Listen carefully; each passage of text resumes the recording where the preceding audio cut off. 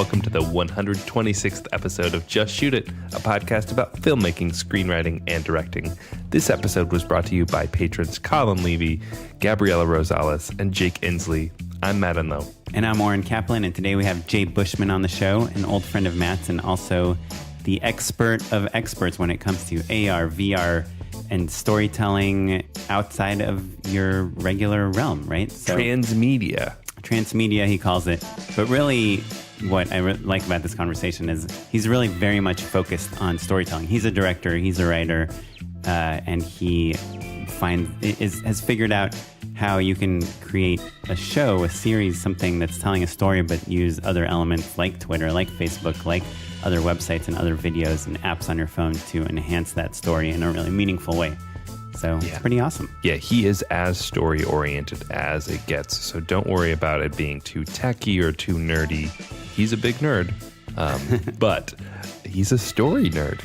I think it's a really great conversation if you're curious about AR or VR and want to get into the philosophy behind what makes those special and engaging beyond just a cool technical gimmick. Before we get into the show, Matt and I have finally put together the live show. It's a back-to-school bonanza. It's happening on September 6th. It's being hosted at the Famous Group, the production company famous for its director, Oren Kaplan, and a bunch of other schmoes. It's going to be awesome. It's free, obviously. We have three great guests, Carlin Hudson, Tim Nakashi, Jordan Brady. We're going to talk about commercial directing.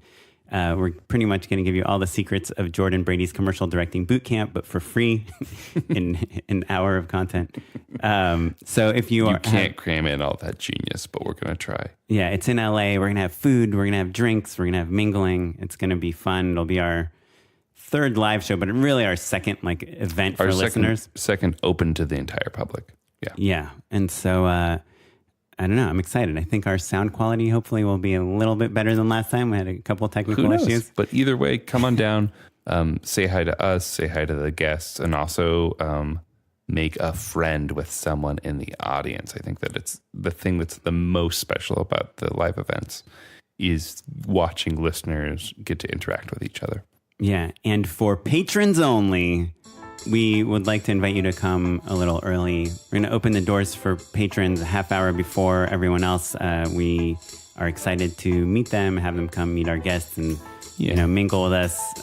It's just a way drinks. Just a way to say thank you and to get a little bit of extra one-on-one time with our patrons. Yeah, I wonder how many of our patrons are based in LA.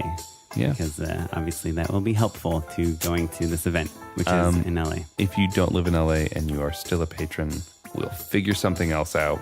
We're working on it, but it's evolving and growing. And if you're thinking about maybe becoming a patron and you live in Los Angeles and you want to come to the live event, think about throwing in a couple bucks because it's going to pay for pizza for everyone. So you get to brag.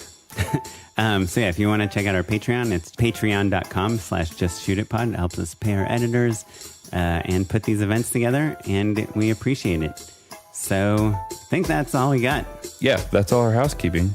Oren, what have you been working on lately? Well, I have been working on a bunch of different things, and we're recording a lot of episodes in the next few weeks, so I'm going to save some topics for the next episode.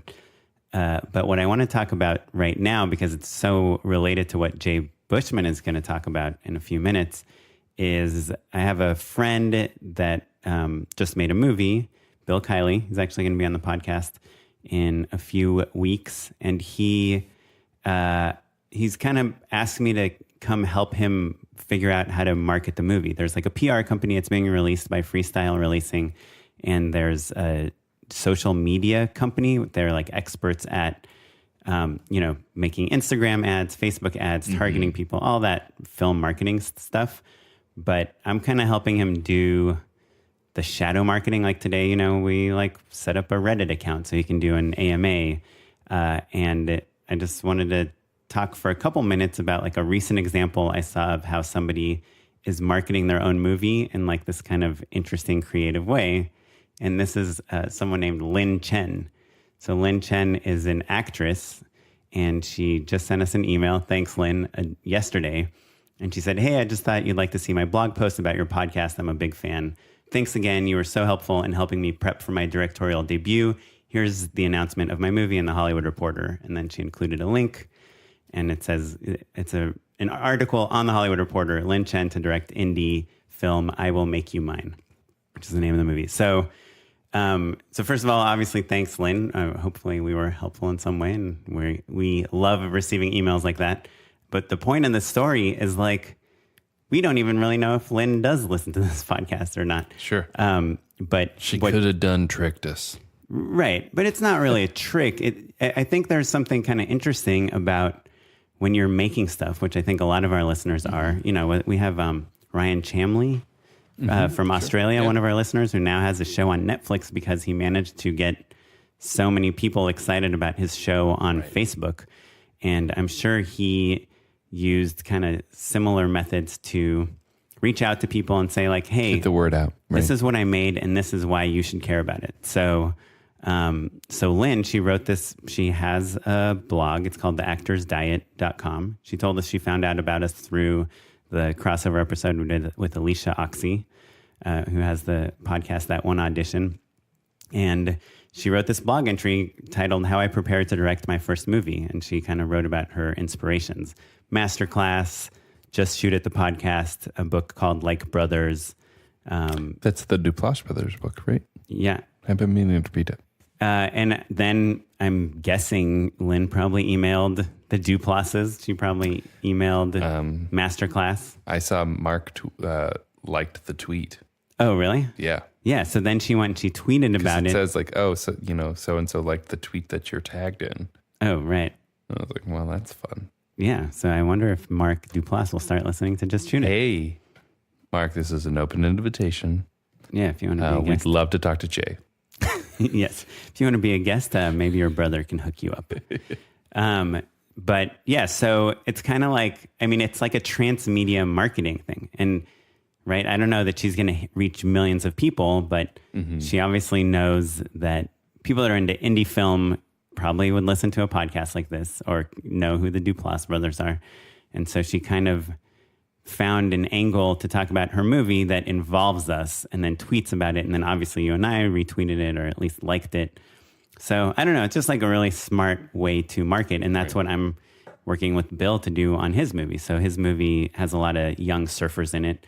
So we are, you know, sending links in the trailer to surf blogs and surf magazines and trying to talk to like influential surfers about it, but not in a jerk way. Like we're not emailing Kelly Slater and saying like, hey dude, can you post a trailer to this movie? Bro. Cowabunga. Surf's up, dude. We're saying like, hey, you know, we made this movie. It's about the love of the ocean. It stars a lot of real surfers, you know, they grew up watching you, and we just wanted to show it to you. So with Lynn too, there was no ask. She didn't say like, hey, can you talk about my blog post? Can you tweet about this or anything? She just like shared it with us. We actually got another email from a guy named Grant Pitchla, and he literally made a custom video for us where it's a minute long, and he's literally like looking into camera and saying, hey, Matt and Oren, I'm a fan of your podcast, and it inspired me to just shoot my movie. And again, we have no idea if he actually listens to the podcast. He didn't like mention unpaid endorsements or anything in his video. I'm convinced, though, you know, I think I got to know Dean Peterson at a film festival after we had him on the show, and he tricked me good. I thought that he listened to the show because we get pitched a lot, but like... Yeah, people email us all the time. They're like, we're huge fans of the show. We'd love to be on it. And 99 times out of 100, we're like, sorry, we don't, we have like our schedule's full or whatever. But if you have like a really compelling pitch, like, I did something insane that is interesting, you know, we will maybe consider it. And we have before, but a lot of people write that they're fans, and they aren't really fans. Yeah. But anyway. Dean, if you're listening, I hope you're listening. Thanks for listening now. Yeah. We did it. One more. But just in closing, something Matt and I talked a lot about the first year we did this podcast, which is now 2 years ago, was that we would one day do an episode about like how to, try to get videos to go viral, how to market yourself, how to push things. I kind of haven't done it in a little while, but this week I'm really in the thick of it, and I will be for the next few weeks. So if it is something that people want to hear about, let us know. Email us at justshootitpod@gmail.com or tweet at us at justshootitpod, because I feel like some of our audience cares about that stuff, and other parts of our audience couldn't give two poops. And I would say it's okay if not all of you want to hear about it, as long as a few of you do. I think it's worth the deep dive. Yeah. So let us know what you guys think about our topics. And until then, we're going to be talking to Jay Bushman.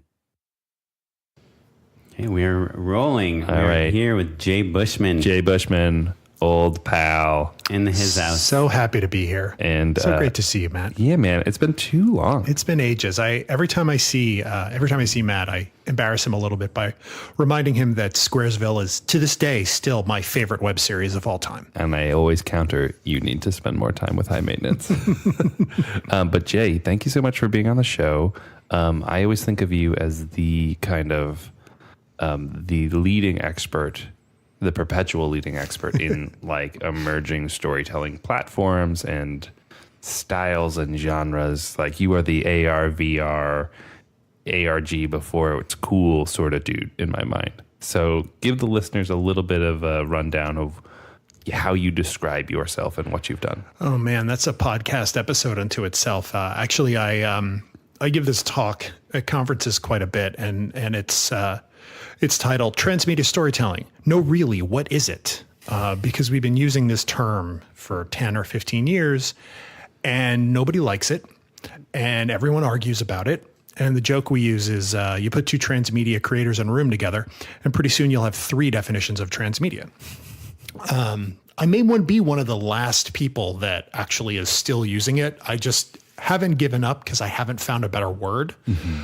But the short version is it's telling stories over multiple platforms. And what that can mean is, rather than, we have a TV show or we have a movie or we have a video game, you have a single story spread across these multiple different formats. Sometimes that can look Matrix. Sometimes that can look like The Matrix or the Marvel Cinematic Universe or Star Wars.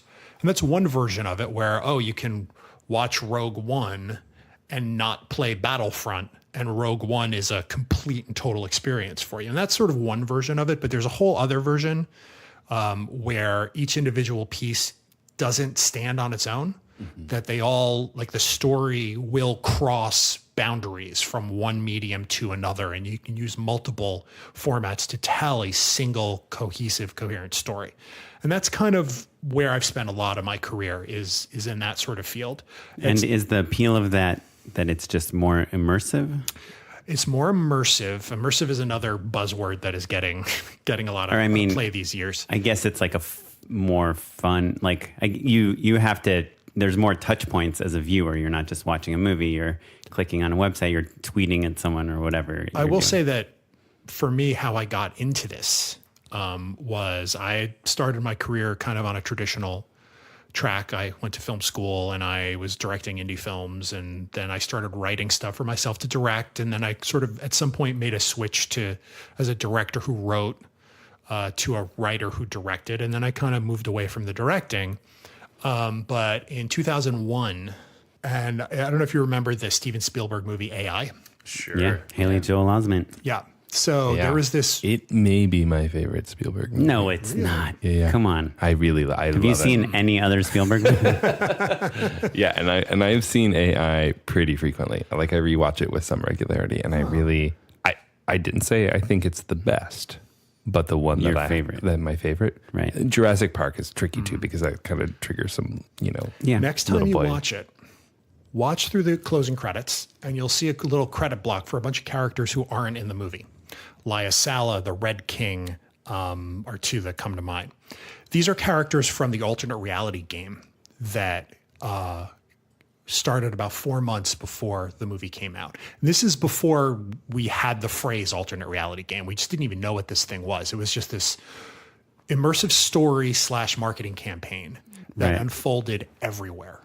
And it started, one of the starting points was if you saw the poster for the movie, and on the credit block, mixed in with cinematography and edited by, there was this credit that said sentient machine therapist Janine Sala.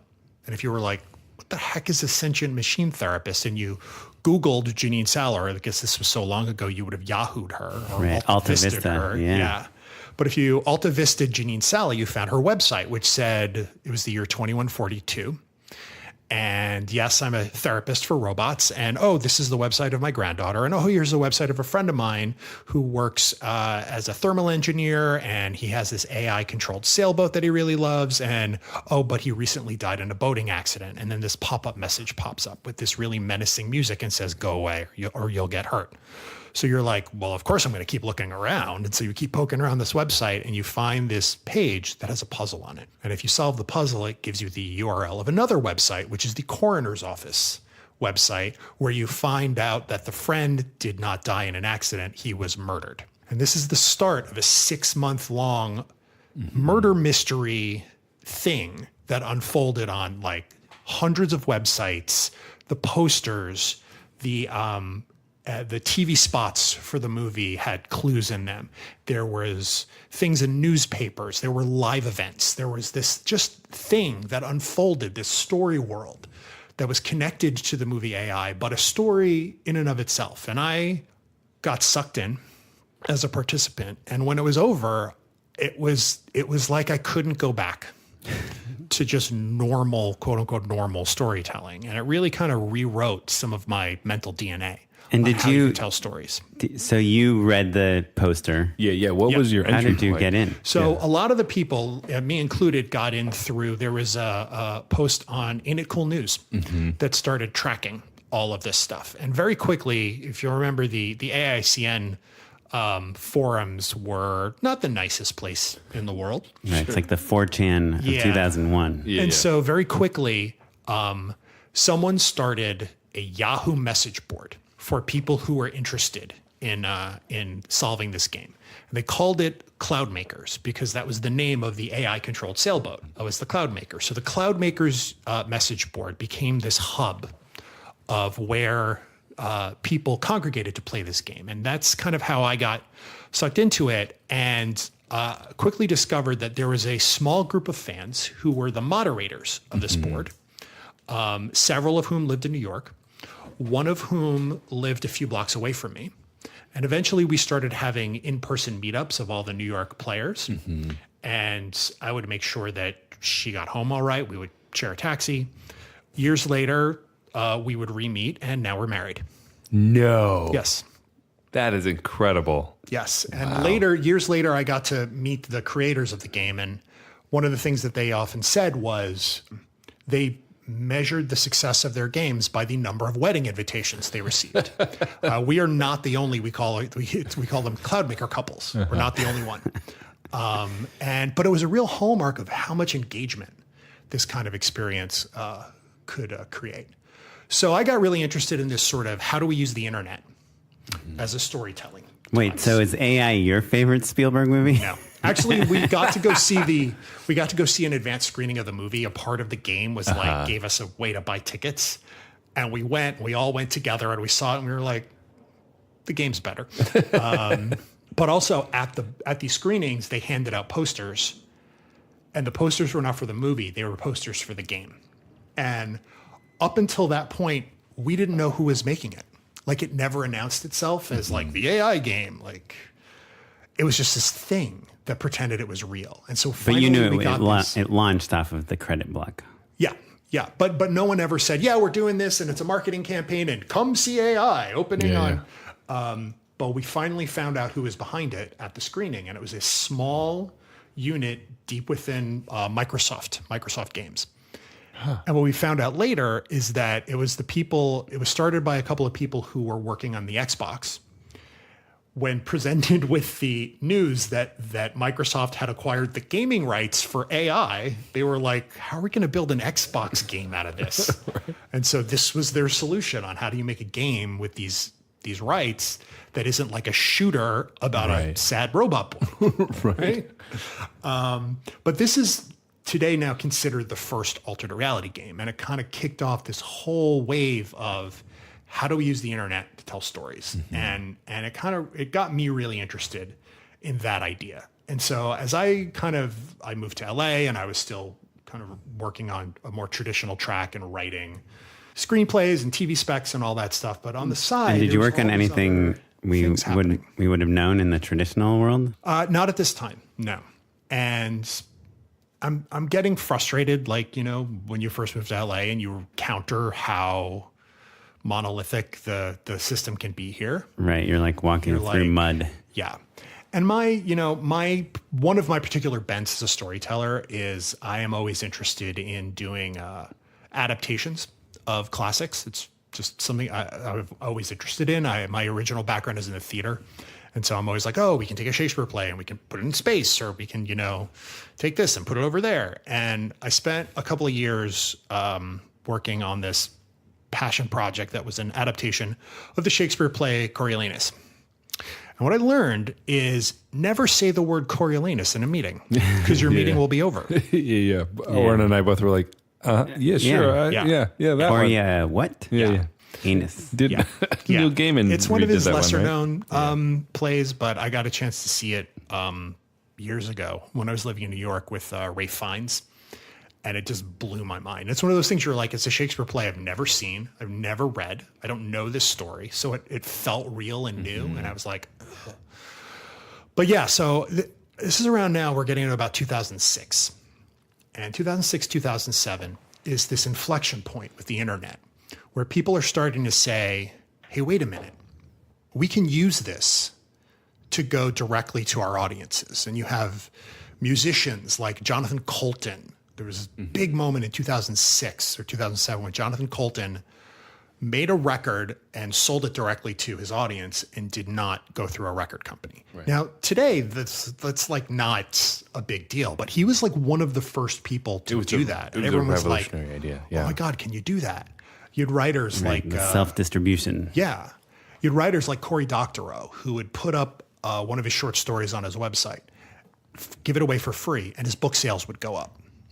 And so this question was sort of hanging in the air of like, how do we use the internet as creators to go directly to your audiences? And at the time, everyone's like, well, I'll put my short film on the internet. And we've been trying to do that for a long time before the YouTube days. In fact, I was remembering on the way over here, that was kind of our first connection with between me and Matt is I remember we found out you had worked at iFilm.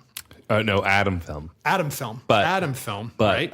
iFilm was also purchased by Viacom. Yes. So Atom Films became basically ComedyCentral.com or merged with ComedyCentral.com. iFilm merged with Spike TV. But when I was still living in New York, I was working at an internet company doing what we back in the day called streaming media. And my first job, the first day on this job was, we have a deal with Atom Films. Here's a stack of tapes that needs to be digitized. Go digitize those. So we were on the other end of that. And that was somebody sent you $50 checks basically to digitize their movies. Much. But anyway, so to go back to 2006, I'm like, all right, how do we use the internet to go directly to the audience? But I'm a writer. I'm a dramatist. You can't just upload a script to the internet. I mean, you can, but who's going to read it? Can I interrupt you for a second? Sure. So this term dramatist and a dramaturg, I feel like I see them all the time. Dramaturg. Yeah. Dramaturg. Can you define them for me? I don't know them that well. Dramaturg is one of those theatrical jobs that like springs up because we need somebody to do this, and there isn't anyone's real job. My understanding of dramaturg is that they do a lot of the research for a play. So it's, working with the writer and the director to figure out, we're doing a play set in the 1950s in Biloxi, Mississippi. All right, well, this is what the 50s in Biloxi, Mississippi would have looked like. And, this is what the power structure was. And this is, all the kind of research about the period is part of it. I'm sure there are dramaturgs out there that would be like, you're completely wrong, and it's not what I do. And, but that's a terminology battle for another day. And so dramatist, you mean a person? I mean dramatist in this sense. I use the word dramatist to differentiate between a prose writer, right? Someone like Cory Doctorow is a prose writer. He writes a short story. He can put it online. You can download it. You can read his story. And even though the transmission method is different, the experience of reading it is mostly the same. Sure. Yeah. A book or a website, who cares? But a dramatist doesn't do that. A dramatist writes the instructions for someone else on how to produce the experience. Right. It's the difference between a novelist and a screenwriter. Yeah, exactly. Oh, right. Like you're writing the blueprints, not the Yes. final product. Yes. I didn't realize that either. I'm glad you asked that, Oren. Yeah. Yeah. Yeah. And I like those definitions of these kind of vague in between the consumer and the creator Sure. Yeah. things in creative spaces. Anyway, go on. Oh, and a lot of this is just, we need a word to call the thing, because otherwise it's just the thing. And what is it? I don't know. And we, you know, like I said at the beginning, we've been arguing about some of these terms for decades now. But I found myself in this situation where it was like, well, I'm writing scripts. How do I translate these into something using the internet that I could go directly to audiences with? And then I was like, oh, that's what alternate reality games do. So I started thinking about using the forms of ARGs, but with less game and puzzles attached to it, and there's more a lot of just pure puzzles. story. There's a lot of puzzles and like the You need lost some code ones breaking, and one of the hallmarks of alternate reality games is they require collective action, which is great if you're part of the group of people that is included in the collective action. But if you're not, if you don't have anyone to talk to about it, or if you find it later after it's been solved, you're shit out of luck. Oh, that's interesting. There's no way for you to do this. Or even if you don't know what the right thing is to Google, like if you weren't on the Ain't It Cool message boards, right? And you're like, oh, that's weird, and that's that, you know. And I mean, this is sort of a side topic, but this is a reason why ARGs never got bigger than they did, is they have a very limited shelf life, because you're self-selecting a very small audience. 99% of your potential audience is never even going to get a chance to experience it. And that was something that I was thinking a lot about. And I was like, well, how do we use some of the cool stuff here and get out of some of the problems? And this was around the time when Twitter was first exploding in 2007. And so in 2007, I wrote one of the first Twitter novels, which was an adaptation of a Herman Melville short story set in space called The Good Captain. And that was when you were limited to 144 characters? 140 characters. So it was like 8 to 12 tweets a day, every day for 4 months. Sounds like a real job. Yeah. Could you schedule them? You could, right? You couldn't. Not at those times. There were a couple of tools, but it was a lot of manual tweeting. I wrote all of it beforehand. So I did all the development work. I did all the writing. And was that when you had to text a phone number for your tweet? For the record, when I said bleeding edge, I wasn't bullshitting. The joke I made before we started was, my career has been on the bleeding edge, but I'd like to come in because bleeding hurts. And so there was a lot of manual cut and paste in real time. And it was an interesting experiment, but this actually goes back to what we were saying before about the difference between prose and drama. Is I realized really quickly that Twitter and social media in general is not a prose medium. Mm-hmm. It's a dramatic medium. It's a multi-voiced medium. And so I quickly started moving away from, I'm going to write a story and then tweet it out in chunks on Twitter, and started thinking about how can you use multiple Twitter accounts. People are because it's defined by its interactions more than its linearity. Yeah. And so I started experimenting with different, I won't go through every single thing I did, but I did this one experiment one year. I was at the South by Southwest Film Festival in 2009. And I got a bunch of people together and we all used our Twitter accounts to reenact the attack on the Death Star. And so I wrote it out. Like you were in each Twitter a different language. pilot. I cast everyone as a different character. We put the script in a wiki so everyone could copy their lines. And we gave everything the hashtag South by Star Wars. And so there were about 15 of us. We were most of us in the lobby of a hotel around a table. And I ran it like a TV director, where it was like, all right, line 1, up. Okay, line 2, go. And we did for about an hour and a half. We did the attack on the Death Star on Twitter. And almost immediately, people started jumping in and using the hashtag themselves and adding and making jokes and doing interstitial lines and stuff. We finished in 90 minutes and the hashtag kept going for 2 days. And that was a real kind of moment of discovery for me, where I was like, oh, you can use the internet to describe a world and give audiences instructions on how to play in it, and they will come and play. And that really started me thinking about like memes. Different ways of interactivity. So I'm doing all kinds of projects sort of like this, and I finally start getting hired to do some of these things. Do you go and pitch companies and say like, hey, check out this organic interaction we've gotten, like pay me? Not at that time. There were other companies that were doing that, and I started to meet those people at conferences, and they started to hire me on a freelance basis to work on some of these campaigns. And some of the people who hired me were the people who created the AI game. These two guys in particular, Sean Stewart and Elan Lee. Sean was the lead writer on the AI game. Elan was the lead designer. And they had started this company with a third member, Jim Stewartson. The three of them had been at this company, 42 Entertainment, which they started after they left Microsoft. And 42 did a lot of the really big ARGs, like there was one for Halo 2 called I Love Bees. The one ARG, even if no one has ever heard of the term ARG, they most likely heard of the Why So Serious campaign for The Dark Knight, which was this 1.5 year long kind of connection between Batman Begins and The Dark Knight that took place in the real world. And just 42 did that. I don't think we've defined it yet, but ARG stands for Alternate Reality Game. Okay. And that's another term that we're like, what is this thing? We don't know. And some people said, hey, it's called an alternate reality game, and it stuck. I used to be a programmer back in the day, and it's like arguments is what ARG usually stood for, because you pass arguments to functions. Even today, I was having a conversation a couple of weeks ago, and I used the term ARG, and someone said, what, like Second Life? And I was like, Second Life? Is that still around? I think it is.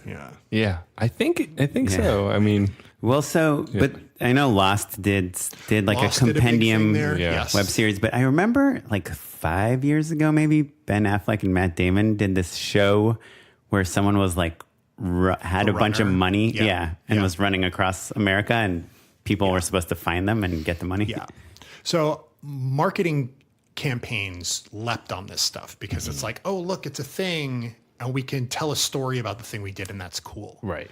There's a great press release in there of like, all these fans came to see Batman early because they solved this puzzle, and look how devoted they are. And if they're that devoted, the movie must be really good. It's great for case study videos.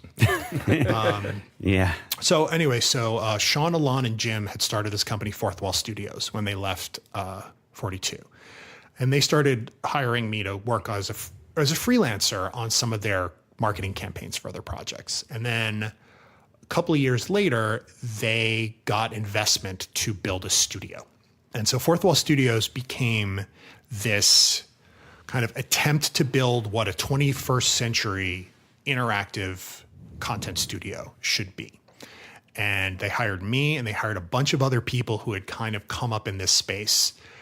They put us all in a room together, and they were like, we're going to make ARGs in a way that gets past the problem of what happens if you miss it.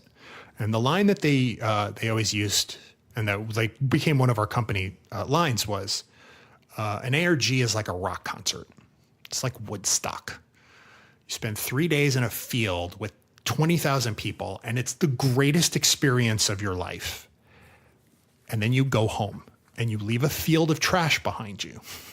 And you go home and you tell all the people that you know and all your friends about this life-changing experience that you've had. And they go, wow, that sounds great. How do I do that? And you go, well, you can't, because it's over. So if ARGs are the rock concert, what's the album? What's the version of this experience that you can have? And when you're done, you can give it to your friend and they can have it too. And so there's a lot of like blank whiteboards. All right, how do we do this? And after about a year, we built a platform to make stuff like this. And this platform was called Rides. And in essence, what Rides was a giant synchronization engine that would sync web video with emails and phone calls and text messages. So you'd be watching a show, and then you'd get an email or a text from one of the characters in the middle of the show.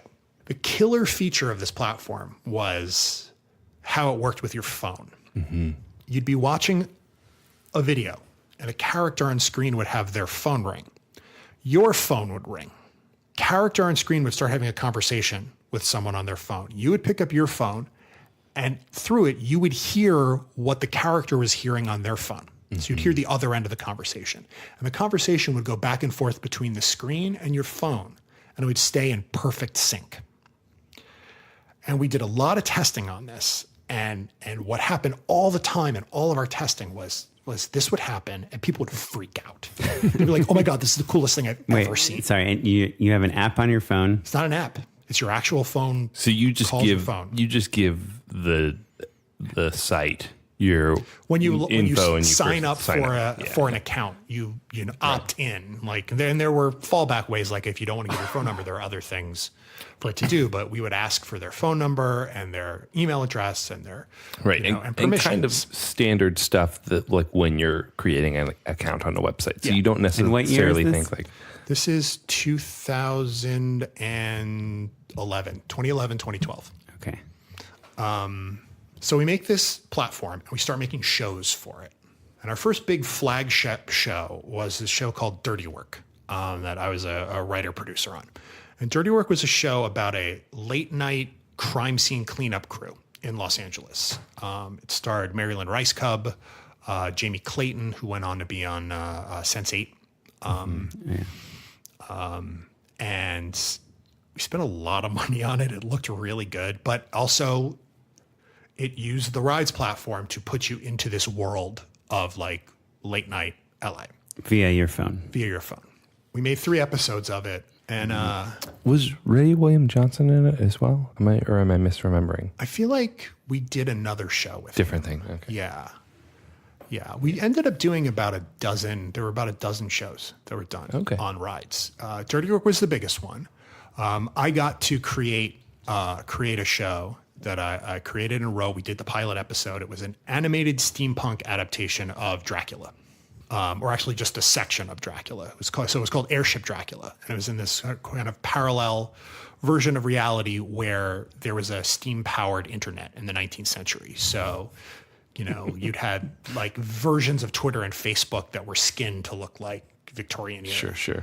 And so we did lots one of episode gears of that. and shit, basically. Yeah. So that was a lot of fun. Dirty Work actually won the first interactive Emmy for original content. Up until then, there hadn't been a separate category for interactive shows that were their own thing and not an extension or a marketing campaign of a bigger show. And how did the interaction work besides the phone conversations? You'd get phone calls where you'd hear the other ends of the characters. You'd get emails, text messages from inside the world of the show. There was a phone number you could call. But it's on rails. You're not making decisions. But it's on rails. Yeah. You're not making decisions about it. And on rails just means like you're not deciding to go into door 2 or door 1. There is this assumption in a lot of the conversation around interactive storytelling that interactivity equals choose your own adventure. Mm-hmm. And something that we have found over years and years and years of doing these is that for the most part, choose your own adventures suck. Yeah. And Sean Stewart, who I used to work for at 42 at Fourthwall, was always fond of saying, go to your bookshelf at home or your Kindle equivalent, look at all the books you own. How many of them are choose your own adventures? Unless you're a serious outlier, the answer is 0. Because they're not emotionally satisfying. Right. Because the storyteller's job is to bring you to the ending. Right. But there are video games. There are video games, but most of the most satisfying interactive stories in video games are also on rails, where you can control the route you get from point A to point B, but you're always going to point B. Right. Yeah. What's the metaphor for on rails? I always think of Star Fox as a rails. Well, at Disneyland, Disneyland, I think the cars ride, the origination. Right? Yeah. It's like you're driving, you feel like you're driving a car, but if you don't turn in time, it'll turn it forward. Still turns. Right. So it's on a rail. We made a bunch of these shows on rides. Do a barrel roll. About 2 months after we won the Emmy for Dirty Work, Fourthwall went out of business. Right. Just like the VFX, just like Rhythm and Hues. Oh, boy. Yeah.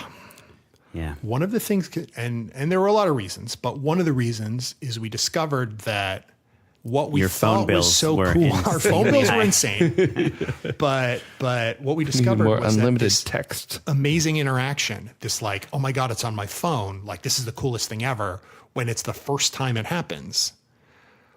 The fourth time your phone rings in the middle of a show you're watching, you're like, oh my God, shut up. I'm trying to watch this video. And like the engagement just fell off a cliff. And people were like, I don't want this.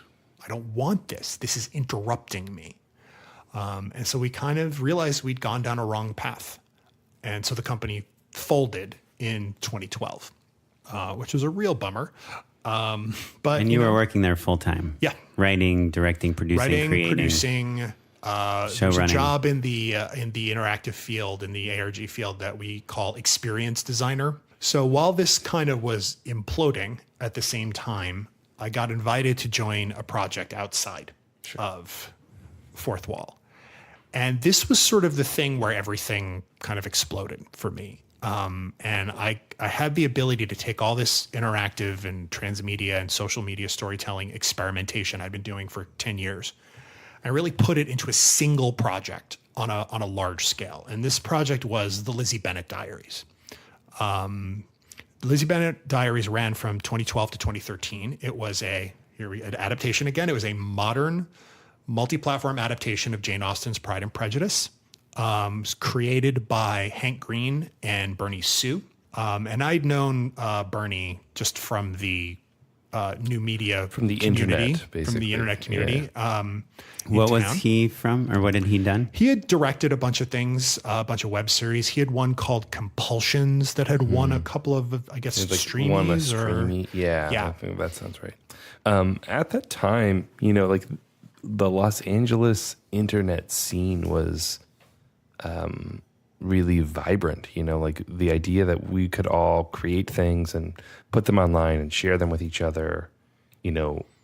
It was a really electric, exciting time. So like your Funny or Dies of the world are being created.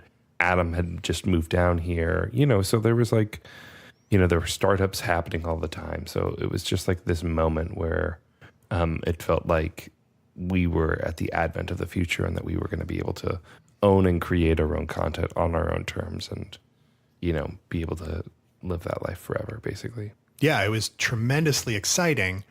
The flip side of that, though, is that, there are always a lot of meetups and conferences and panel discussions. And I lost track of the number of times I would be on a panel about transmedia storytelling. And we get to the Q&A and the first question was, how do you monetize this? Mm-hmm. Yeah, sure. And at first it was annoying because we're talking about we're building a new storytelling craft. Like, we'll figure that out later. But, eventually you're like, no, how do you monetize this? Yeah. I do need to make rent. Yeah. So Lizzie Bennet, and this is right around the time that you and I really got to know each other pretty well because previous guest Mary Kate Wiles was cast in Squaresville, my web series, at the same time that she was about to be cast in Lizzie Bennet. I think that I introduced her to Bernie. I don't know. It doesn't matter. But And Lizzie Bennet was on CW? Lizzie Bennet was on YouTube. Yeah. We did not have any network behind it. It was entirely self-funded. The first seed funding came out of Hank Green's pocket. He was like, I want to do this and let's, see if it'll work. And either it'll work or we'll do a month or two and it won't and we'll just stop. And I don't think any of us expected what actually happened. yeah. Which is we started to do this show. And at the very beginning, it was just 4 characters, vlog style in a single room. We never went outside the room. And I got brought on to the project. Bernie and I had a mutual friend, and this friend knew that I had been working on my own trying to adapt Pride and Prejudice. And so she was like, when she was talking with Bernie, and Bernie said, oh yeah, I'm doing this, Pride and Prejudice thing with Hank. This is Liz Shannon Miller, who's an editor at IndieWire. Liz was like, oh, you should talk to Jay. And so Bernie and I had coffee and he laid out like what they were planning on doing. And I was like, that's brilliant. Like all the things I had kind of put my Pride and Prejudice project to the side because I hadn't been able to crack a few things. and they'd cracked it. And I was like, oh, fantastic. And Bernie asked if, Bernie laid out this plan of we want to put the characters on social media. We want them to tweet to each other. We want them to talk to the audience. We want them to be responsive. We want to create the world outside the room on the internet. And he asked me if I'd be interested in doing that for the show. And I said I would on one condition, which was I needed to be a full-fledged member of the writing staff, because it could not be secondary content. It could not come after everything else was done. It needed to be built at the same time that the main show is done. And if you're watching a lot of interactive marketing campaigns, like they love making their press releases and their case study videos, but you can almost always tell that these things are tacked on. And I mean, I myself have made a career also out of doing these kinds of things where you get Tacking it on. to come in and do a thing, and you're like 9 layers out from the core creative team, and you just have to like find something that like might fit. And my pitch to Bernie was, let's not do that here. Let's build this stuff from the beginning. And he was like, that sounds great. So I joined the show as the transmedia producer and as a writer. And, you know, we had a 5-person writing staff, and we would sit there every month and we'd break the next month of stories and figure out, well, this would be in the video, and then we'll put this on a Twitter account, and we'll put this on a Facebook page, or we'll put this on a Tumblr page. And how did you set your limits of what you touched in terms of like, you know, platforms? At first I did everything, and it was like Facebook, Tumblr, MySpace, Friendster. We picked a core group of platforms at first: Twitter, Facebook, Tumblr. It became evident really quickly that Facebook wasn't really useful for us. Twitter was by far the most productive outlet because it was the fastest and it was the most immediate. Tumblr was good for like, one of the characters kept a blog about, you know, she's a media student, so she kept a blog about her favorite documentaries. So those were our kind of core platforms at the beginning. But as we went on, we looked for story opportunities and let the story needs or possibilities drive the choice of platforms. And so I'll give you a perfect example of this. There's a character in the show, Gigi Darcy. She's the sister of Mr. Darcy. And when you're reading Pride and Prejudice, she doesn't enter the story until near the very end. But when you're doing a real-time internet-based drama, you have to account for where every character is at every moment of the story timeline. And there's an event that happens to Gigi right before the beginning of the story that is massively important. So what we decided to do was create a social footprint for Gigi Darcy that would run for 10 months before she came into the show. But we also didn't want to, you know, try and make a whole parallel show for her. So the way we decided to do that was there used to be this platform called This Is My Jam. And it would be like, you would go on it, you would pick a song that you were listening to, and you'd like click that, and then it would share out the YouTube link for the video to your other social platforms. So we created This Is My Jam account for Gigi, where you could track her emotional state as she was recovering from this really traumatic event through her song choices. And so for a few weeks she'd be depressed, and then she'd be really angry, and then, you know, you could get to know where she was for the months before we actually met her as a person. And this was the moment when I realized, like, we were like, this is great, we're going to do this. And then I realized that I didn't know what music a 20-year-old girl who had her heart broken would be listening to. Sure. So we hired an assistant for me, and she took over. This is Alexandra Edwards, who was my assistant on Lizzie, and she took over Gigi's jams and kind of really turned it into this thing where, like, the fans would make playlists and they would make art around them, and it became kind of a big part of it. But how did the fans know to care about these jams of a character that they haven't met yet? So when the show started, it was just these 4 characters. 4 main characters: Lizzie, her sisters Jane and Lydia, and her best friend Charlotte. And they had Twitter accounts, and we would kind of like point to the Twitter accounts, and the characters would talk to each other in between the episodes, and fans would try to talk to them and they would talk back. So the fans caught on pretty quickly that there was this Twitter, Facebook, Tumblr layer. Right. And were the fans affecting the video part of the show? No. Not There was at all. no actual kind of choose your own adventure causal stuff. But what we didn't tell the fans was there were 3 more Twitter accounts out there from the very beginning. In fact, they started tweeting before the first episode dropped. And these are Twitter accounts for Mr. Darcy, his sister Caroline, and his best friend. In the original, it's Bing Lee. Our version is he's an Asian medical student, so he's Bing Lee. So we had Twitter accounts for the 3 of them, and they were talking to each other for an entire month, and no one knew they were there until the moment in the story where Bing and Jane meet each other, and they're instantly attracted to each other. And what do people in modern days do when they meet and they like each other? They start following each other on social media. So the fans who were following Jane suddenly saw her tweeting at this Bing Lee guy. So they found Bing's Twitter account. And through that, they found Caroline's Twitter account. And through that, they found Mr. Darcy's Twitter account. And they discovered an entire month of story content that had been hiding in plain sight the entire time. Well, and also it's important to emphasize just how, I didn't realize this, but I was kind of along for the ride. Like, people really love Pride and Prejudice. So like the Easter egg of like, oh, Jane's following this guy, Bing Lee. Oh, Bing Lee. Then that's an Easter egg that kind of unlocks everything for them. And then they immediately, of course, they're digging through that person's profile. Oh, he's tweeting to all these other characters, and you can kind of, they're clued in. They're waiting to learn about Mr. Darcy from the very beginning. So they're frothing for any sort of clue to unlock that sort of. And this was a technique we used throughout the entire show. Was we would hide parts of the story in plain sight and let it build up for a while. And then we would push people to it, and they would find that the world suddenly expanded. It's the technique we call it in ARGs is rabbit holing.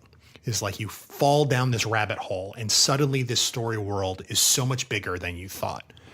So what started as a single camera fake vlog in one bedroom with 4 characters ended a year later. The show ran for almost an entire calendar year. 9.5 hours of video on 5 YouTube channels, 35 social media profiles over 7 or 8 different platforms, 3 or 4 fake websites.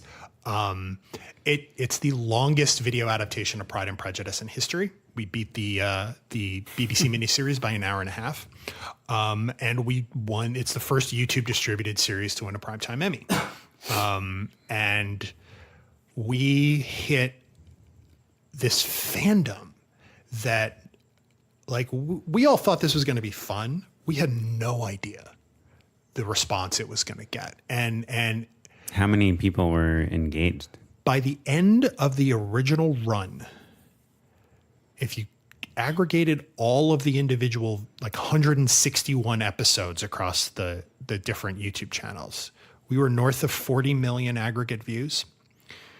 In the 5 years since the show ended, that's crossed 80 million, because people keep finding the show, and they'll find like episode 1 and they'll just binge the whole thing. And they're like 3-minute episodes, right? They're like 4 to 6 or 7. Oh, okay. Yeah, we built this huge thing. Oh, so it really became clear to us about 3 months into the show, we were invited to VidCon. The big internet video conference in Anaheim. And that I was there with Squaresville at the same time. Yes, and that's really where Matt and I met, was sort of on the tour. A lot of times. Sure. This is where we really get to know each other. But that was the moment where I was like, oh, I see what's going on. Yeah, because we had a panel planned, and in one of the medium-sized rooms, and it was packed an hour before the panel time. Like, they stopped letting people in because the room was full up. They had to do an impromptu signing with the cast because they were getting mobbed everywhere they went on the floor. And they just, for crowd control purposes, they were like, all right, let's just like do a signing event because there's demand. That lasted 3 hours. And it was just incredible to like stand next to these actors and watch them become icons to these people. And it was, I mean, it's really an old metaphor to describe it like Beatlemania, but like that's the only thing I can think of is what that felt like. Or like VidCon nowadays. Sure. Yeah. Yeah. Just that was like in a lot of ways the dawn of what we of the insanity. Yeah. Like now it's like, cute British boys are getting chased all over the Anaheim, but right. Or like a Jake Paul or someone, sure. right? It's just a vlogger. Right. But we were getting that for a scripted series. And I remember standing next to Ashley Clemens, who played Lizzie Bennet. And there was just a point where we were like, we have to get her out of here. Like there was just too much attention. This is dangerous. Yeah. And like, it was overwhelming. Like, how do you handle all of this? So right. And even though it was scripted content, I mean, you guys were creating the illusion that these people were characters that lived outside of, were people. We were, but we were never trying to trick anyone. And if you looked at every one of the videos and you pulled down the more info tab, it very clearly said directed by, written by, here's the cast list. This was post Lonely Girl. This is post Lonely. In fact, Lonely Girl is an important kind of antecedent because Jenny Powell, who produced Lizzie Bennet Diaries, worked on Lonely Girl, and she was a producer on that towards the end of its run. So she brought a lot of Lonely Girl DNA to it. Jenny brought a lot of Lonely Girl DNA. I brought a lot of ARG DNA. Hank brought his amazing connection with the audience. Bernie brought his incredible ability to just put teams together. We had this incredible writer's room. Wait, and this is all independent? All independent. Who's paying your rent? Well, that was one of the problems. Is that but this is post Fourthwall. Yeah, this is actually Fourthwall went away midway through this. In fact, I was able to work on the project because I didn't need them to pay me. But nobody really made any money on it. Was it SAG? It was SAG. It was SAG and WGA. In fact, I got my WGA card off of Welcome to Sanditon, the next show. But don't you have to pay people something? The new media contracts are there are no minimums. At least then there weren't. They've renegotiated them, but the minimums on the contracts now are for what they call high budget SVOD, which are like Netflix shows. They don't cover the low budget stuff. You can pretty much pay anyone anything, but if you sell it, then you have to pay residuals and pay into health and pension and all that stuff. And so as Lizzie Bennet started making these deals, we would get like a residual check for 5 cents. And like, hooray. But this, in essence, became a new version of the ARG problem, where it would take so much money and so much effort and so much time that the model isn't really sustainable. So we thought we had found this new way of making shows. Right. You're riding this rocket and you're in Anaheim and, 1,000 teenage girls are screaming at your friend. Yeah. So you're like, of course, we're going to make some real cash on this thing. But it never happened. Yeah.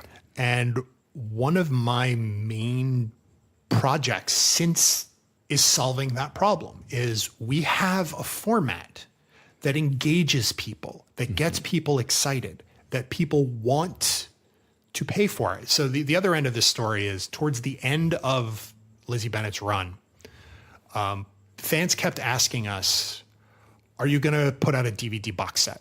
We were like, you can watch the show for free on the internet. Why do you want to buy a DVD box set? And they were like, no, we really want to buy a DVD box set. So Hank and Bernie got together and they figured out how much it would cost to make a DVD box set, and they put together a Kickstarter. And what they said was, give us $60,000, we'll make the box sets. We're going to use a little bit of that money to fund the next show, Welcome to Sanditon, and anything left over, we're going to give to the cast and crew who worked really hard to make this show. Kickstarter opened. We got $60,000 in 2 hours. It closed 30 days later at $462,000. Almost $500,000. At the time, it was the 4th highest grossing film and video Kickstarter of all time. And what we realized is that we had given people this experience and not asked them to pay anything. They wanted to give us money, especially when we said it's going to go to the cast and crew. It's a perfect time to plug our Patreon page. JustShooter.com/Patreon. Just kidding. Patreon.com/justshootitpod. Patreon's awesome. But this is even before Patreon. Right, so, right. Like When is this? This is 2013. The show ends in 2013. So like people want this stuff and they will pay for it. We lack the mechanisms and the models to give it to them at scale and to give it to them in a way that we can afford to live while we're making it. Right. And also, it's not like you guys it wasn't a huge team, right? It's robust in terms of just like what you were trying to do. But, the total people that worked on the show, including actors, is like 30 people. Yeah. Yeah, right? that's about right. Yeah. There was a lot of running and gunning, a lot of people doing 37 jobs. Yeah, it's like a sandwich shop has more employees. Yeah. Yeah. Yeah. And to make the amount of content we made and the time we made it, like someone on a panel, I remember someone once asked me how many hours a day I devoted to Lizzie Bennet Diaries. And I kind of somewhat facetiously, but not really, said all of them. Because you constantly have to be monitoring because something could happen at any time. So for a year and a half, whatever else I was doing, part of my awareness was what's the community doing, what's happening, what's going on out there, taking the pulse of that. That's a hard thing to do, especially when you're not getting paid. Mm-hmm. And so we did Lizzie, we did Welcome to Sanditon after that, and I didn't stick around for Emma Approved. And Emma Approved also had an ARG component? Emma Approved was sort of the same model that Bernie and Hank continued to do another kind of Welcome to Sanditon was kind of a much smaller show, more experimental. Emma Approved was another year long. We're going to take a Jane Austen novel and do the whole thing. And I didn't stick around for it. And what I told Bernie is I would love to. I can't afford to. I've burned through all of my savings working on this for the past year and a half. Fourthwall had gone away. I was like, I need to make money, which is a shame. But so the experience of Lizzie Bennet Diaries opened up so many doors. Mm-hmm. And, up until then, I'd go on meetings. I'd be like, oh, what do I do? Try and explain it. And I'd just get these blank looks. Right. Now people would be like, oh, you did Lizzie Bennet Diaries. Tell me about that. And I would tell them and I would get blank looks. So, Right. But also like people had come around to the idea that like Twitter followers were important. Yeah. And that like social media in general was a way of driving audiences to things. So but it was before people like said experiential stuff. Sure. Right? Sure. Yeah. Yeah. So let's fast forward a little bit because you spent like, those years basically in between Lizzie Bennet and now kind of like working on various marketing campaigns for giant movies that had the cash to pay you to do it right. So basically. So like I got hired to write a bunch of ARGs over the past few years. I wrote the ARG for the movie 10 Cloverfield Lane, which was an incredible experience because it's a Bad Robot movie. Mm-hmm. And Bad Robot cares about this stuff. Which is J.J. Abrams' company. Yes. Did you ever read that Wired magazine where he was like the guest editor? Sure, yeah. And it was like filled with all these riddles and puzzles. And like if you look at this page like and go to this website, like there's all, it was like a ARG within itself. He called it like a mystery box. Yeah. Oh, yeah. Yeah. Right. Yeah. And the problem sometimes when you do these is you don't, like I was saying, you don't have access to the core creative team. We got notes from JJ on our scripts, on our elements, and we were able to use John Goodman for a part of it. Like it was really wonderful, and it's a great movie. And I basically end up writing what is in essence a prequel to it that takes place on this secret website where John Goodman's character is trying to reach out to his estranged daughter and convince her that something terrible is about to happen. That was a ton of fun to write. That's cool.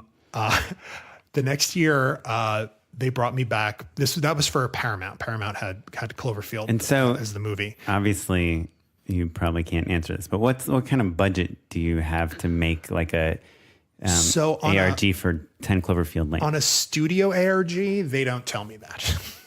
You just get a salary? As a writer, and they pay me a freelance fee.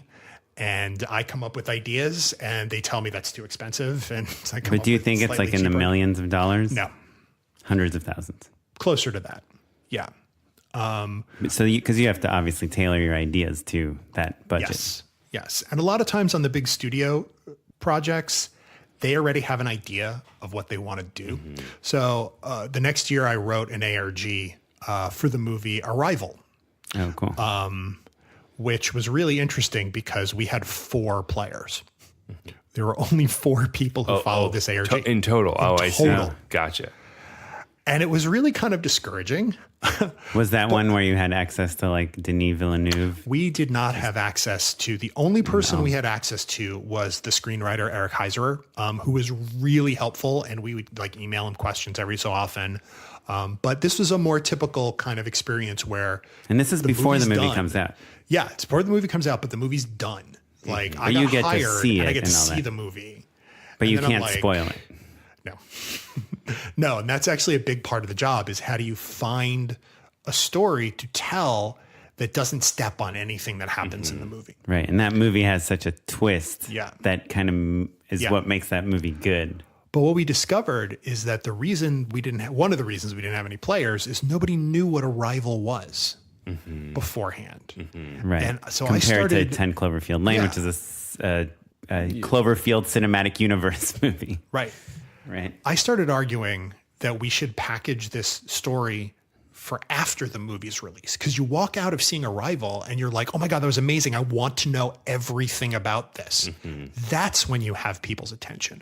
But a studio's marketing department, they don't care about that. They've already done their job. They've moved on to the next pre-awareness. Yeah. How cool would it be if at the end it said to be continued, Arrival, jbushmansarrival.com. Yeah. We're actually at a very interesting inflection point in digital and experiential marketing specifically, because as we evolve into an on-demand world, especially in television, as television moves to a binge watching model, moves to streaming platforms where everything's available, marketing departments need to start to realize that their job is no longer awareness for the new season. Their job is to get people to watch season 1, episode 1. Right. Always. And that need never goes away now. And it's a slow evolution in the conversations I'm having that people aren't really getting this yet, although they're starting to. And I will, there was this great campaign last year for the Amazon series, Man in the High Castle. It was called Resistance Radio.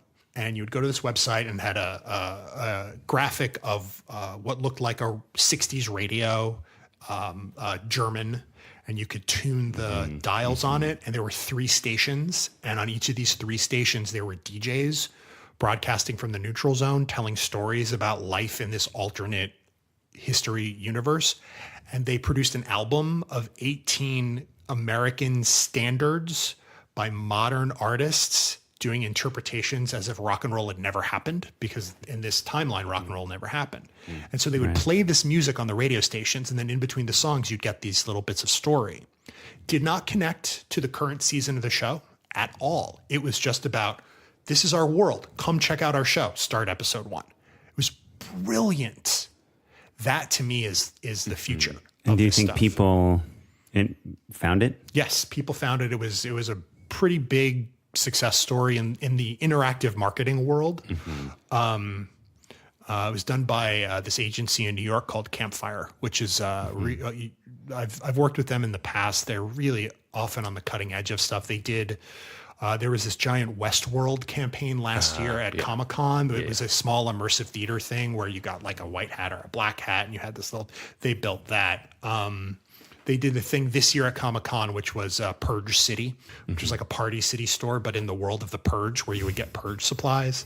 They're really brilliant. So cool. Check out Campfire. They're awesome. Do not go to their Handmaid's Tale interactive experience. Ooh. Yeah. So I've been doing these big campaigns for big movies, big TV shows. Last year, I joined forces with a couple of guys who I used to work with at Fourthwall Studios. Joined their company called No Mimes Media, to make these big marketing projects. We've done a bunch of big campaigns over the past couple of years. I continue to sort of also do freelance work on my own. I've been working a lot lately with this company called Moth and Flame, which is run by a VR director named Kevin Cornish. And Kevin has built this really interesting conversational interactive system that uses AI to listen to what you say and then try and figure out what it is and then serve you a different response. So we've been writing these projects based on this system. And so we just did one earlier this year for the Netflix series 13 Reasons Why. And this was the epitome of they gave us all the toys. We shot with the main cast. We had access to the showrunner and members of the writing staff who looked at our scripts. And it was this experience. I don't know if you guys have seen the show 13 Reasons Why. I saw the first season. So the way it works is you kind of click the link for the thing to start and it takes over your phone and suddenly you're getting a FaceTime call from one of the characters, from the character Tony. We wanted to start with Tony because Tony's entire function in the show is showing up and being like, have you heard what's happening? Right. So you get this FaceTime call from Tony and Tony looks at you and says, have you heard the news? And then your microphone goes on and you have to say yes or no. And depending on what you say, Tony answers differently. Bonkers. Yeah. And so you go through a series of 5 scenes with all of the characters. How do you from 13 hide Reasons Why. cuts? Are you doing, is it like a Like morph glitch. cut? Yeah. I'm in a tunnel. I'm in a parking garage. Yeah. the system. Buffering. I mean, we're mimicking FaceTime, which is degraded anyway, so you can sort of hide a lot of cuts in that type of stuff. And some of them are group video chats with like 3 or 4 characters, and they're having an argument, and then suddenly you're there, and they look at you, and they're like, "What are you doing here? Who are you? Right. Like, what do you think we should do?" And then as you're talking with them, the characters Everyone's start just like, texting you and sending you messages and saying, "You should tell them to do this. No, tell them to do that," and trying to get you on their side. And so no matter what you say, someone's pissed off at you. Now, let me ask you this Sure. totally unfair question. Are you guys recording what these people are saying? We are recording it locally because one of the things we let you do at the end is like you can make a share image of like one of the images, and it's like there's Clay and there's Alex and there's you, but none of that is saved. That's all dumped afterwards. Okay, because it would be interesting feedback, obviously, for you guys to be like, this is how people are using this. Right. Yeah. Like, are they really playing along? Or I don't believe they're saving any of that data. Yeah. It's funny just to hear in the stories that you're telling how much the technology has evolved and also the tools for the storytelling, right? Like we went from just like a weird website with a pop-up ad to FaceTime video streaming that like seamlessly hides interactions with the actual cast of the characters in a streaming series. Yeah, it's so really the AI cool. thing still sounds cool too. Yeah, AI, It's really cool, but there's also a danger there, which is that a lot of times the tech becomes the point, and then you can't really do it a second time. Right. And then it becomes about it's a like a gimmick. demo. it becomes a magic gimmick. trick, Yeah, exactly. Yeah. And gimmicks get old, and audiences get old, and audiences get bored, I should say. And the thing that keeps people coming back isn't a gimmick. It's giving them stories and characters they care about. So the struggle has always been, how do we take these tools and create formats that are repeatable, replayable, also monetizable, because we don't just, and this is sort of what I meant before when I said I want to come in from the bleeding edge, is because after a while, you just want to make something that you can keep doing. You want to make something that other people can follow your footsteps and use that format to reach a larger audience. That if we're constantly having to reinvent the wheel, that gets really old after a while, and your audiences are always really, really small. So I'm constantly looking for ways to take all of these tools and package them in a way that's friendly to larger audiences. So I have a show that I'm working on right now. We're in post right now. It's another adaptation. There's a relatively famous American, 19th century American short story called The Yellow Wallpaper. Either you've read it and you know a lot about it, or you've never heard of it before. You read it in high school, Yes. or yeah. And it's considered part of the canon of American feminist literature. I like to describe it as like a funnier female Edgar Allan Poe. Only slightly funnier, unless I don't remember it well enough. I think it's actually pretty funny. Okay, good. And I mean, it's a dark, was a long intense time ago. story, but there is a really nice undercurrent of humor to it. And I had an idea on how to do an adaptation of it, a digital series adaptation of it. And I kind of wrote it up and I sent it to one of my producing partners. And I was like, what do you think? Like, this is a thing in the canon of American feminist literature. Should I be doing this? And she was like, we should actually do this. Absolutely. And we should do it ourselves. And we should get people who are interested and who, will come and play and not try and sell it and not try and, go out and find backers. Let's just find people who are interested and let's just make this thing. Just shoot it. And we call it just shoot it. in the podcast biz. And so we talked about, if we were going to do that it was really important to both of us. This is my producing partner on this is Elizabeth Hughes, who is an incredible producer. I've worked with on a couple of things in development, but this was actually the first thing we got to actually make together, and it was really wonderful. And we talked a lot about how it was really important that we put women in as many positions in this project as possible. So we had a 5-person writer's room. I was the only guy. Amber Benson, who is a wonderful actress and writer and director, came on to direct the project. We were incredibly fortunate to get Mary Chieffo to star in it. Mary is, if you're watching the new Star Trek Discovery, she plays L'Rell, who's one of the Klingons, and she's incredible. And she really liked the story, and she came on and did it. And like, she is this like machine. She's like a Ferrari of an actor. I mean, she's classically trained, graduated from Juilliard, can basically do anything, and is the nicest person. She was really popular in the 80s. Yeah, Channing Tatum drives one. Yeah. Drives her. Yeah. So we shot this earlier this year. We're in post on it right now. What's it called? It's called, so our version of it is called Digital Detox.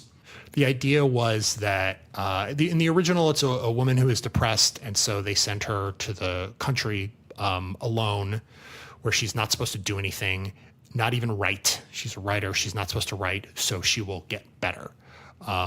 So she starts like secretly keeping a journal and talking about how her husband doesn't think she's sick and she's bored out of her mind. And wait, this wallpaper is really awful. And is there something behind it that's watching me? And it's really creepy. And she kind of slowly loses her mind. So our kind of modern version of that was she's forced to disconnect from the internet and go on a digital detox. And that's what that isolation is what starts her down this road of losing her mind. And so we're early in the development of this, and Amber actually had this brilliant idea, which was, instead of setting it today, let's set it like 5 years in the future. And so what we ended up doing was we ended up giving her a pair of AI enhanced smart glasses that was her main connection to the internet. So we ended up shooting about a quarter of the episodes from Glasses Cam. We got a bunch of little spy cams from China, and we put them on a pair of glasses, and we put them on Mary's face, and we shot from her glasses POV for the first 3 episodes. And then when she's forced to give up her glasses, she finds an old iPhone 8 in the basement and starts using it to like talk to herself because she's got no one else to talk to. And so it's going to be a 12-episode digital series that tells the story of the yellow wallpaper. And it takes place in Takes place about 5 years in the future. 2023? We jokingly call it the Black Mirror version of the yellow wallpaper. May I ask who the president is? And We don't have the world you're not that connected well to the internet. defined. But I mean, this is actually a good point, because whereas in something like Lizzie Bennet Diaries, we're like, how do we make all corners of this world feel real? We made the decision here that there is an interactive layer to it, but it's very narrow because we don't want people to get lost. So the interactive layer is the doctor who prescribes this cure for her has a website where you can go on his site and you can see all his articles, and he can sell you some herbs and some, things to help you with, are you feeling sick or you just don't know what's wrong with you? Here, buy my thing. And we filmed a bunch of testimonials from women who have used his rest cure, and everything is just great now. Thank you. And every time an episode drops, a new testimonial will go up on the website. If you sign up, you'll get a newsletter from the doctor every time there's a new episode with one of those testimonials. We're going to cut 10-second versions of those testimonials and put them in front of each episode like a fake pre-roll ad. And we've just submitted to Sundance for New Frontier, which is their kind of interactive part of the festival. And if we get in, we're building a third layer to it, which is an immersive theater layer. And we're working with this amazing immersive theater company here in LA called Capital W. Check their stuff out. They're freaking great. And we're going to build this thing where basically instead of going to see a screening of the show, you have to make an appointment to see the doctor. And you go and you sit in the waiting room, and we'll have a couple of actors who are like playing out a scene in the waiting room. And then a nurse comes and takes you and does an intake questionnaire with you. And the questions get a little creepy and weird, and then it kind of goes on from there.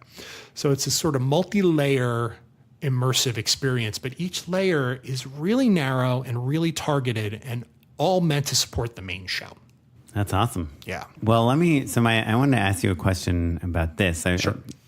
So I've been involved a little bit in this, but not obviously nearly as much as you in terms of using these kind of like augmented experiences for marketing. Mm-hmm.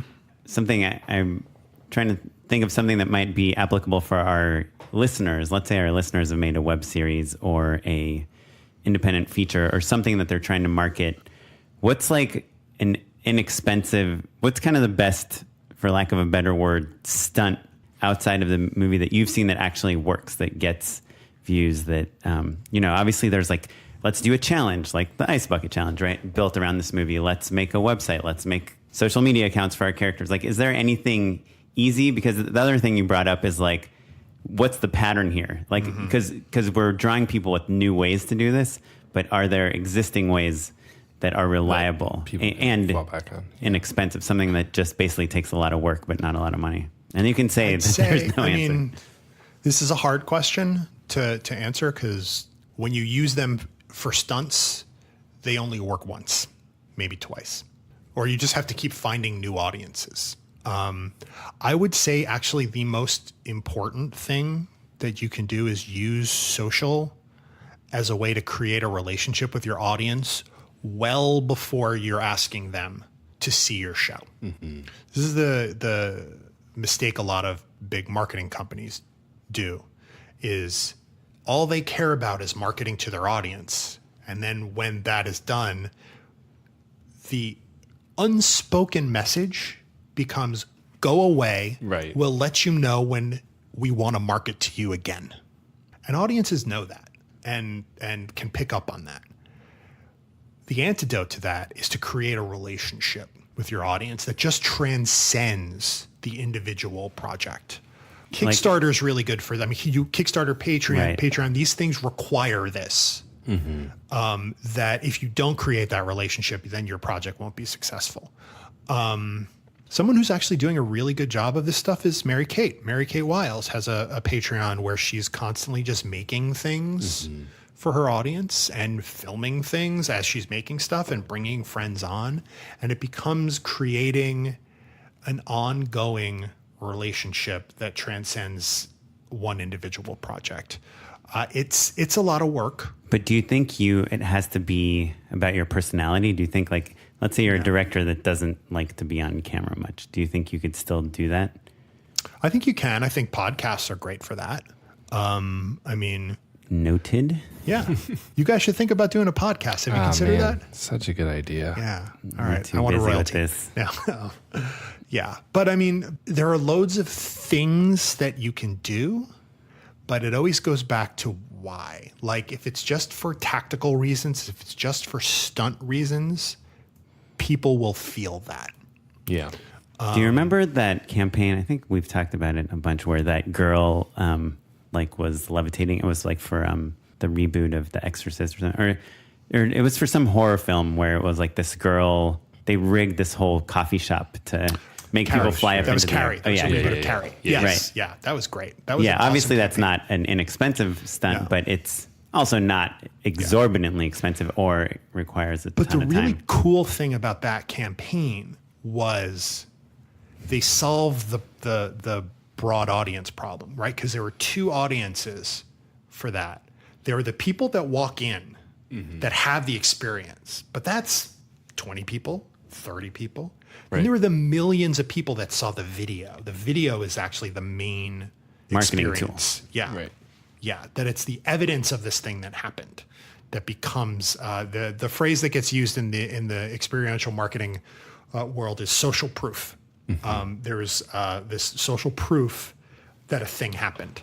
So an event happens, right? Is social Right. proof people tweeting about it and reacting to it in real time? People reacting to it. Oh, I saw this really great one for, it was like some airline, like American Airlines or something, where on Christmas, they had this like interactive sign in the airport, and you could like, if you walked up to it, someone would be like, hey, you, what do you want for Christmas or whatever, right? And they would get on a flight in LA or something and land in New York, and it was like on Christmas Eve. Wow. And all these people would answer it. And literally, while they were on the plane, you know, all these like helpful Honda hand type people, but it was for some airline, Alaskan Airlines or something, in New York were going to all the stores, Costco, Walmart, all the big box stores, buying everything that these people wanted, wrapping them. And then when they landed, everyone went to the luggage carousel to wait for their luggage, and all these gifts came out, and they had the names on them. And it was like really moving and emotional, and obviously the video, you know, did a lot more views than there were people at the airport. That's pretty cool. And, Kind of expensive. The Well, not that experiential stuff. I mean, and we're seeing a boom right now in experiential, and you know, there are these sort of three different tracks that are all, at least to my mind, leading to the same place, which is VR, AR, and immersive theater, are kind of three complementary ways of attacking the same problem, which is what happens when your audience is in the middle of everything as opposed to off to the side. And it's changing the relationship between audience and content. And I get frustrated sometimes talking with VR people because a lot of times it feels like the wrong people are doing VR, like they're movie effects techie people. And I have these conversations where they're like, yeah, but you know, guiding focus is a challenge, and like, where's the audience supposed to look? And my response is, you know, the theater solved that like thousands of years ago. But I mean, the good news is that these communities are overlapping now, and there's a lot of conversation between them and people jumping back and forth. I haven't been to it yet, but I hear really wonderful things about this company called The Void. They have a thing over at the Glendale Galleria now and down at Disney. Their big one is this Star Wars. It's the not an Star Wars escape Shadows room of the type Empire. thing. No, it's what's called mixed reality, where you have a VR headset, but you're in a space where the physical features of the space reinforce what you're seeing through the headset. If you see a wall through your headset and then There's you a reach wall out, there, right? you can Yeah. touch a wall there, and there's actually a wall there. And Which is the worst part of VR otherwise. Yeah. It's like you Right. walk Yeah. into a chair, basically. Yeah. But also the funniest part of you. Yeah, so it's a really exciting time. There's immersive theater is this really incredibly just having a ferment moment right now, and there's a really great community here in LA. Yeah, of like diehards. My wife was in a interactive show about a year ago, and like the tickets are expensive. You know what I mean? But like, I think they sold out the entire run in a day. I was like, well, $75 a head for these tickets. This is crazy. And there's a great community called No Proscenium that is sort of a clearinghouse for. They've got a newsletter that will tell you where all the immersive shows are here in LA. They've got a San Francisco, New York, and North America one. Like it's this growing, it's a hub in this growing network of immersive theater and VR and AR creators who are just finding each other and collaborating and having these conversations and building this new it's like another wave of like, we have all these new toys. How do we build a language and build a way to tell stories with them? And there's a lot of experimentation going on, and it's really cool.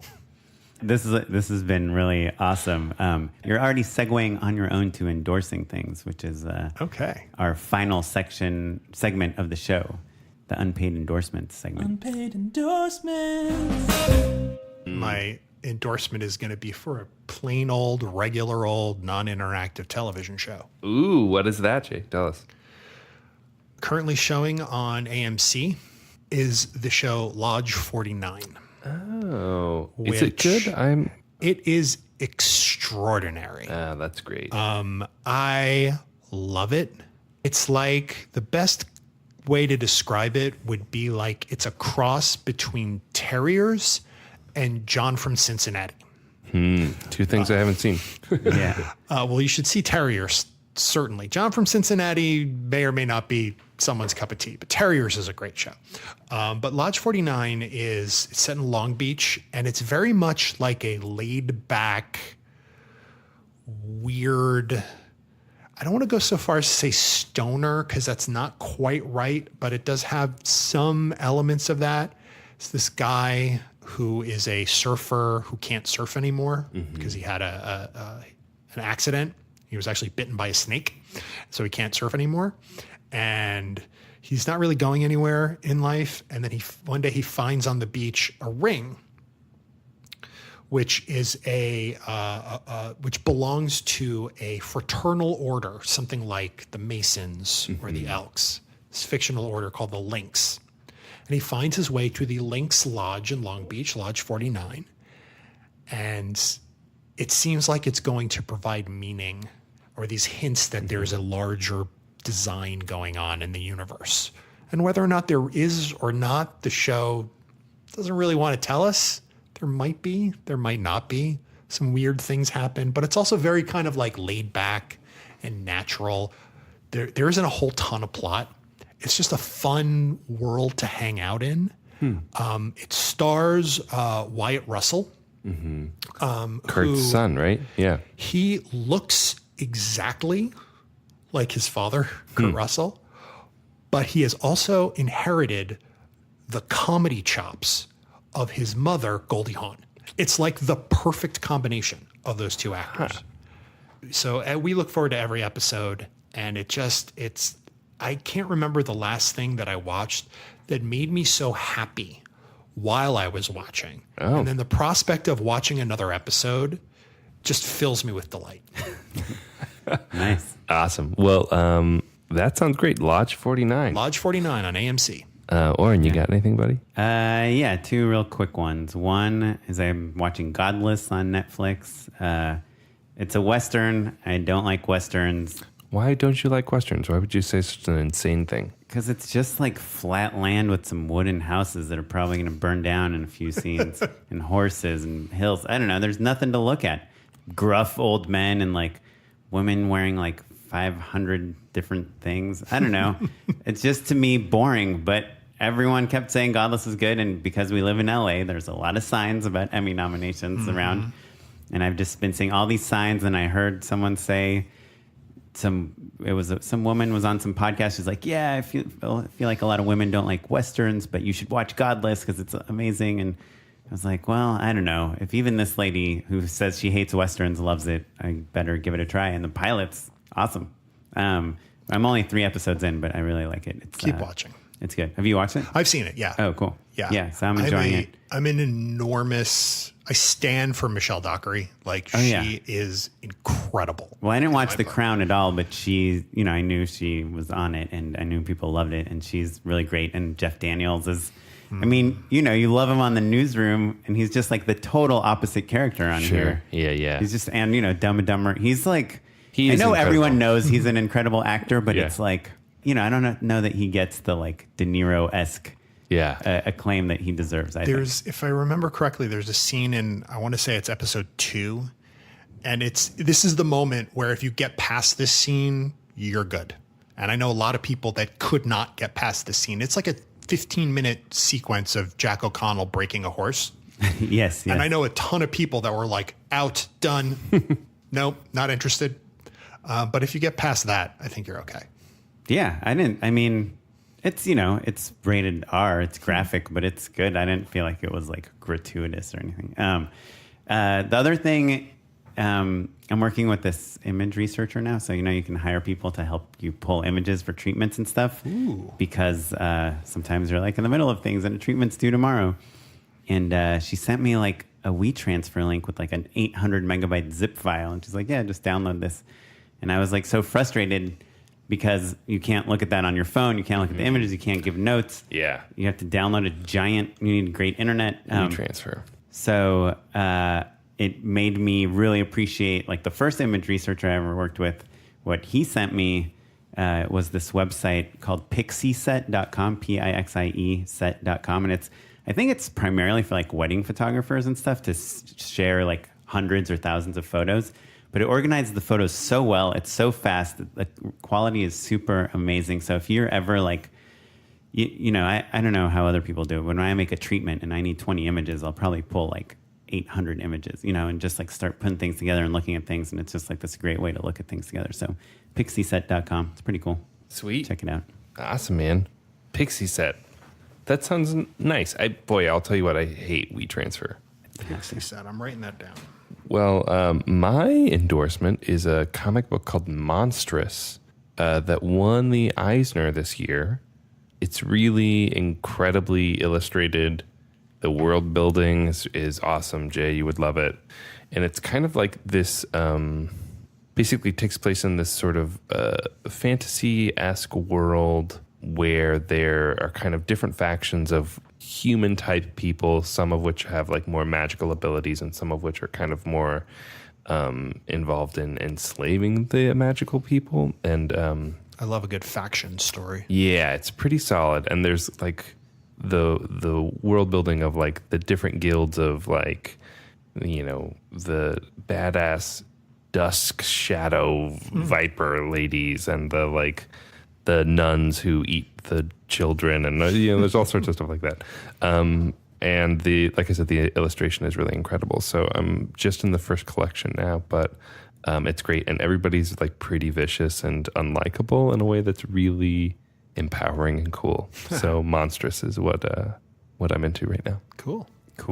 Well, if you guys want to tell us what you're into or have any feedback about the show, you can email us at justshootitpod@gmail.com. You can leave us a voicemail message at 1-262-SHOOT-1.